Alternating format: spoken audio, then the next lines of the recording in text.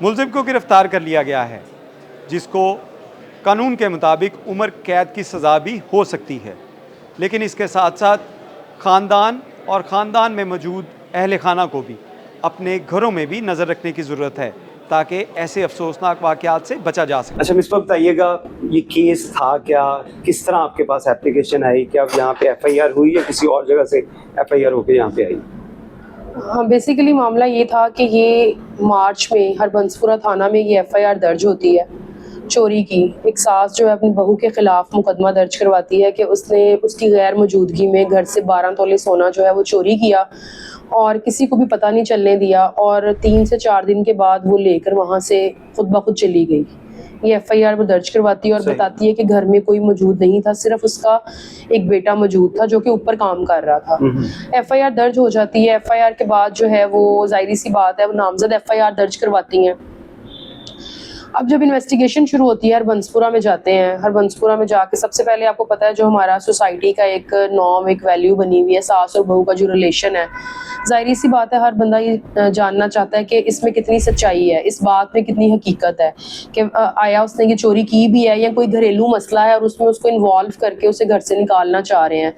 F I R درج ہو گئی۔ جو آئی او تھا ہربنسپورہ میں، میل آئی او ہربنسپورہ میں، ظاہری سی بات ہے اس میں آپ کو بتاتی جاتی ہوں کہ جو ہربنسپورہ تھانہ ہے اس میں میل آئی اوز، وہ میل ایک تھانہ ہے جوریڈکشن، اس میل ہے سارے، اس میں وہ فیمیل جو ہے اس کو وہ سرچ بھی کرتے رہے، تلاش کرتے رہے، اس کو دیکھتے رہے، وہ ان کو نہیں ملی بی جو ملزمہ تھی وہ ان کو نہیں ملی، مدعیہ جاتی رہی۔ درمیان میں پھر جو ہے وہ انہوں نے حج پہ جانا تھا، وہ حج پر چلی گئی اس کیس کو مطلب وائنڈ کر کے کہ میں آؤں گی تو اس کو دوبارہ سے ہم کر لیں گے۔ پھر اس کے بعد بھی ہربنسپورہ پولیس اسٹیشن والے اس پہ ریڈز کرتے رہے، اس کو ڈھونڈتے رہے، وہ انڈر گراؤنڈ کہیں ہو گئی فیمیل، کیونکہ اس کو اس چیز کا اندازہ تھا کہ اس نے چوری کی ہے۔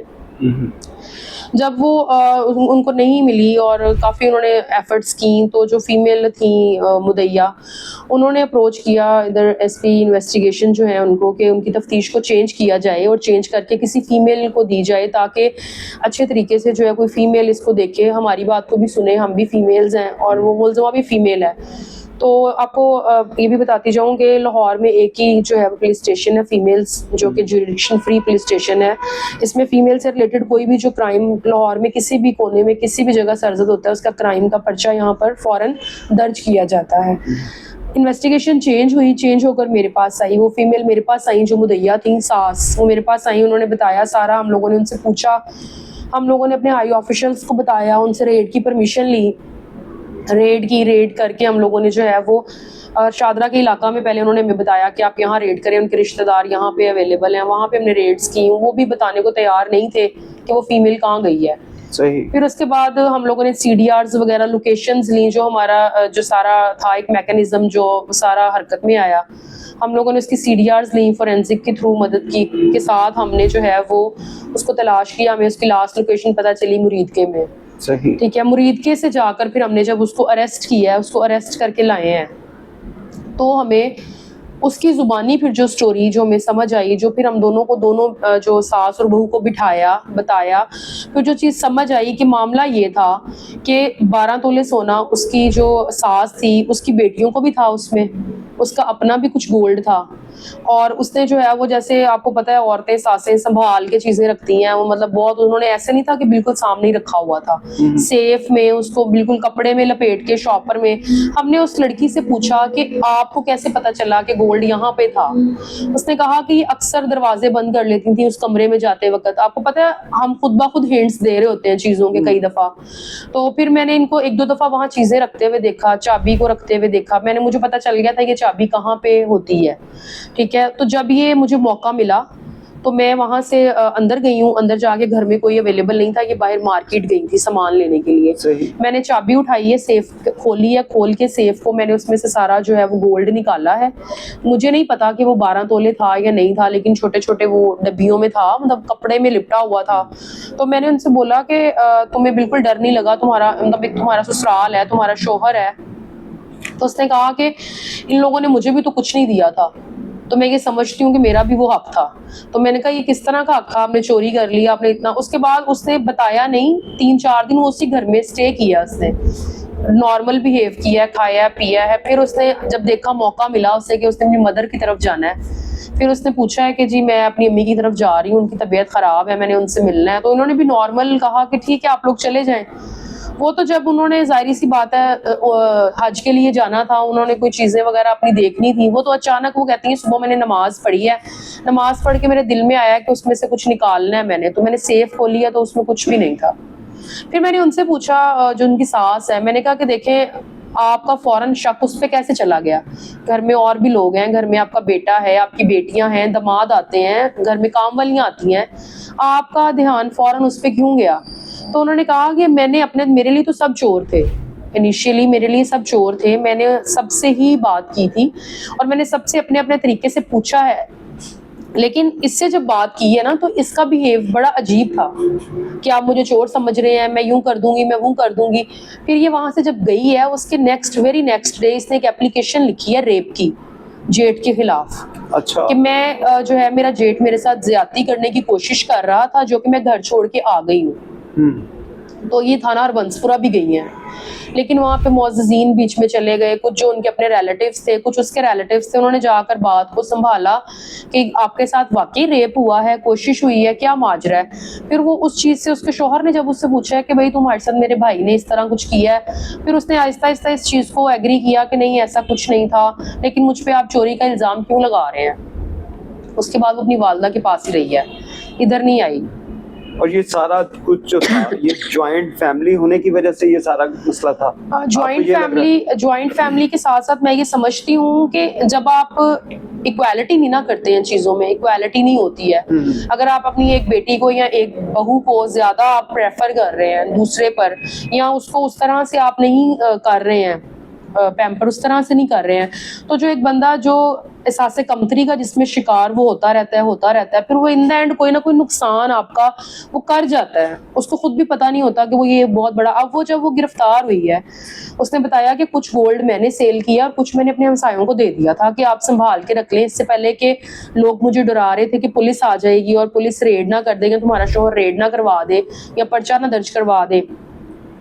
پھر ہم نے وہ ہمسائے بھی ڈھونڈنے کی کوشش کی, جو کہ جب یہ گرفتار ہوئی ہے تو وہ بھی وہاں سے غائب ہو گئے کہ پولیس ہم تک بھی آئے گی. لیکن اب وہ جو ہے انہوں نے اپنی عبوری ضمانتیں کروائی ہیں, وہ کیس ابھی لنگر آن ہے. جو مرکزی ملزمہ تھی وہ ہم نے جوڈیشل کروا دی تھی, اس سے جب سونا برآمد کر کے جو ریکوری پیسوں کی مد میں جو ریکوری ہوئی, کیونکہ ظاہری سی بات ہے ہینڈ ٹو ماؤتھ لوگ تھے وہ بھی, مطلب ان کا بھی کوئی سورس آف انکم نہیں تھا, کوئی اس طرح کمانے والا نہیں تھا. والد کی ڈیتھ ہو چکی تھی, والدہ تھی گھروں میں کام کرتی تھی, تو انہوں نے تھوڑا تھوڑا کر کے وہ گولڈ جو ہے وہ اتنے منتھس میں سیل کر دیا ہوا تھا.